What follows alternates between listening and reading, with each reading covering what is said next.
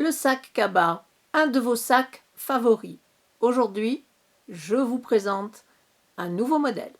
Le sac fait 34 cm de long, 23 cm de haut et 8 cm de profondeur. Plusieurs particularités. D'abord, un grand rabat qui est pris dans la couture du dos du sac. Ouverture et fermeture grâce à un bouton pression aimanté. Le haut du sac est ouvert. Deux grandes anses pour pouvoir porter le sac à l'épaule. Le dos est tout simple, mais vous pouvez rajouter une poche zippée cachée doublée. Le sac est entièrement doublé ou atiné, sans aucune couture apparente à l'intérieur. Je vais mettre le sac à l'envers. D'un côté, une poche plaquée avec un chouchou et un bouton.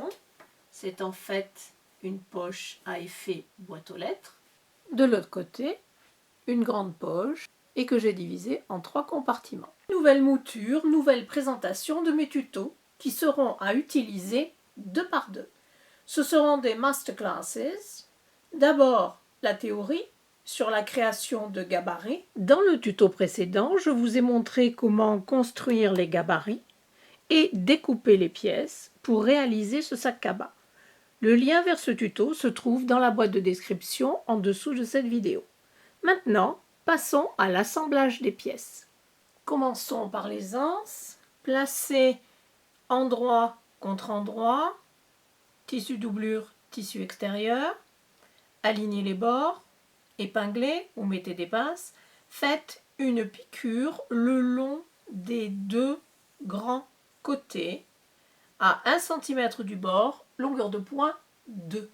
Plantez une épingle à nourrice dans la marge de couture et faites glisser cette épingle à l'intérieur entre les 2 tissus et retournez l'anse sur l'endroit.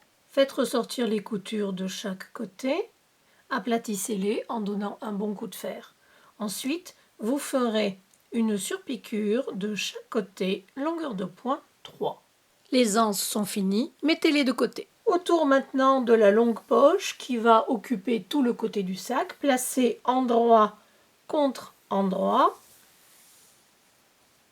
Faites une piqûre de chaque côté à 1 cm du bord. Retournez ce tube sur l'endroit.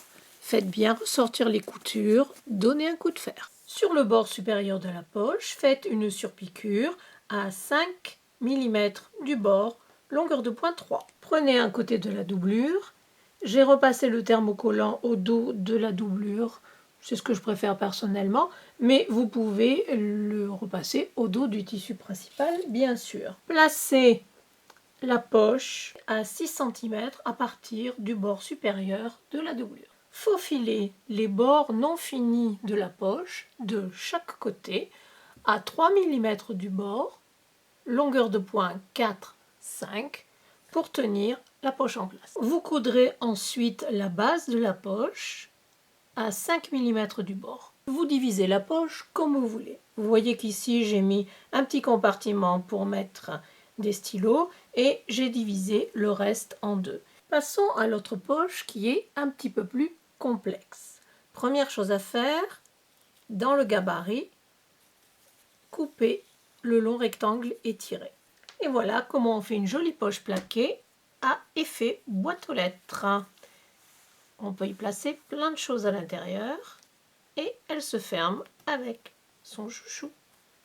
Pour décorer l'extérieur du rabat, j'ai simplement cousu une bande du tissu extérieur et j'ai utilisé un point de feston de chaque côté. Sur le bas de la partie doublure, placez à 3 cm du bord la partie mince du bouton pression aimanté. N'oubliez pas de mettre un peu plus d'épaisseur sur l'envers. Placez les 2 parties du rabat endroit contre endroit. Les arrondis sont sur le bas. Alignez les côtés, mettez des pinces et faites une piqûre à 5 mm du bord, longueur de point 2,5 sur les 3 côtés en passant par les arrondis. Laissez la partie du haut sans couture. Crantez les arrondis et retournez sur l'endroit par le haut du rabat. Faites bien ressortir les trois côtés et vous surpiquerez à 5 mm du bord, longueur de pointe 3, cette partie de tissu extérieur et le dos du sac. Je ne vais pas le faire maintenant, mais les couturières avec un peu plus d'expérience voudront peut-être mettre une poche zippée, cachée, doublée à cet endroit. Vous pouvez réutiliser le même gabarit que celui pour l'effet boîte aux lettres. Celles qui ont des petits soucis avec ce genre de poche peuvent aller regarder mon tuto technique sur la poche zippée, cachée, doublée. Je vous donnerai le lien. Pliez chaque pièce du sac en deux et découpez une petite encoche pour marquer le milieu. Ceci est donc le dos du sac. Prenez le rabat que vous venez de coudre, placez endroit contre endroit, alignez l'encoche du dos et du rabat, ainsi. Ensuite, prenez une des anses, placez chaque extrémité, évidemment endroit contre endroit, chaque extrémité à 1 mm du rabat, mettez des pinces. L'autre extrémité se retrouvera évidemment de l'autre côté à 1 mm du rabat.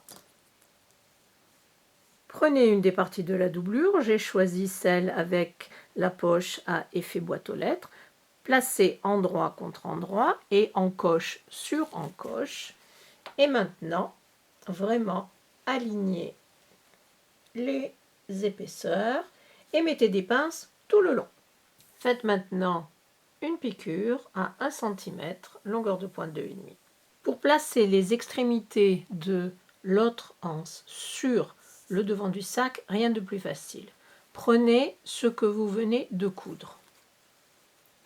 Décalez-le de 1 cm ou 2 cm. Alignez les bords et mettez des pinces. Maintenant, je vais faire un gros plan sur cette partie. Voici l'extrémité de l'anse du dos cousue tout à l'heure.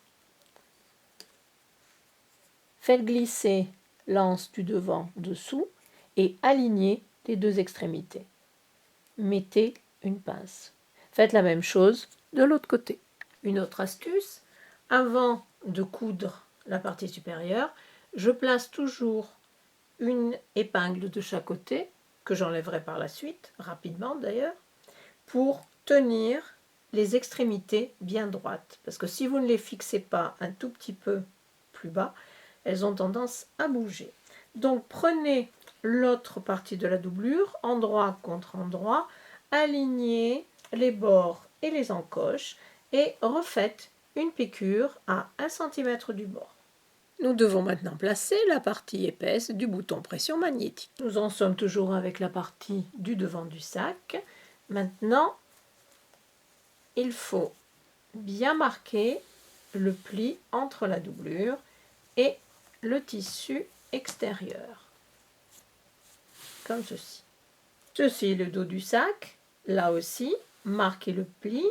Vous allez faire passer le côté tissu extérieur sous la doublure en laissant le rabat et l'anse sur le haut. Marquez bien la couture ici.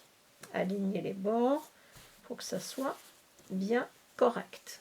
Nous allons maintenant superposer le dos et le devant du sac.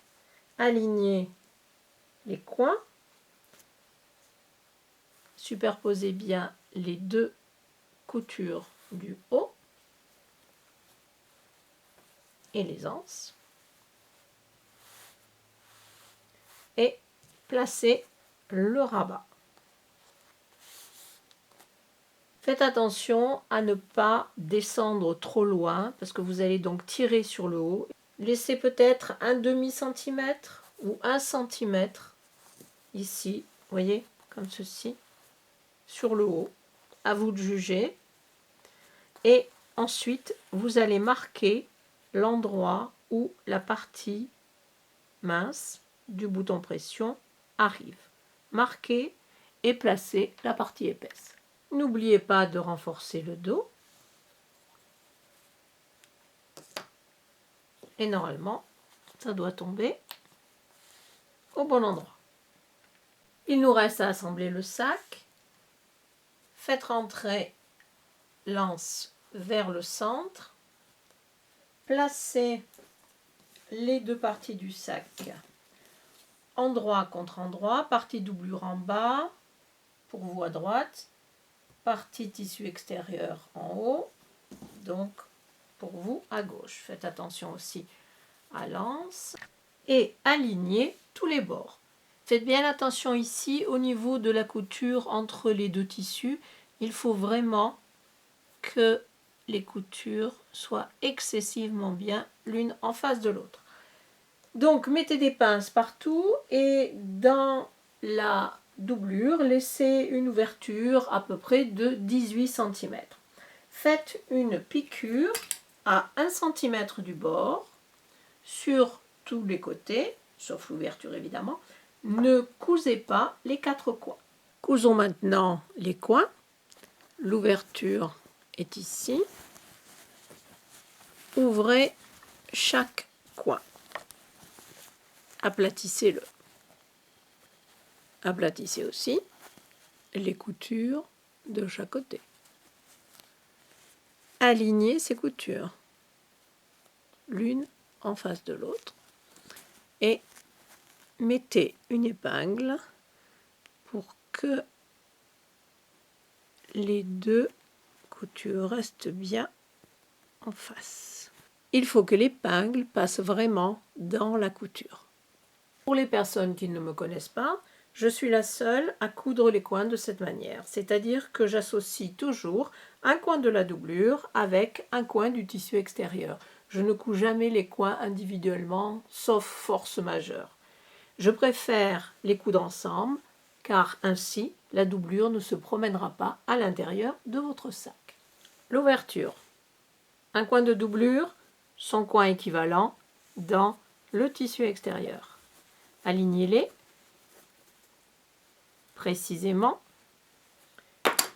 Mettez des pinces et faites une couture à 1 cm et ainsi vous garderez ces deux côtés bien ensemble. Vous ferez la même chose des deux côtés. Maintenant, retournez sur l'endroit par l'ouverture. Tirez de chaque côté de l'ouverture, les bords se rapprochent automatiquement. Mettez quelques pinces. Je ferme toujours les ouvertures en faisant un point à la main qui s'appelle le point d'échelle. J'ai fait un tuto technique sur ce sujet, le lien vous sera donné dans la boîte de description en dessous de cette vidéo. Et vous voyez que le résultat est une couture nette et bien plate. Retournez le sac sur l'endroit et faites bien ressortir les coins. Si vous avez bien superposé les coutures, vous aurez des coins parfaits d'un côté et de l'autre. Faites bien ressortir le bord supérieur du sac. Mettez des épingles. En partant du côté du sac, faites maintenant une surpiqûre à 1/2 cm du bord. Je vais mettre ici longueur de pointe 3,5 à cause des épaisseurs. Cette masterclass est maintenant finie. J'espère que ce modèle vous a plu et je vous dis à bientôt.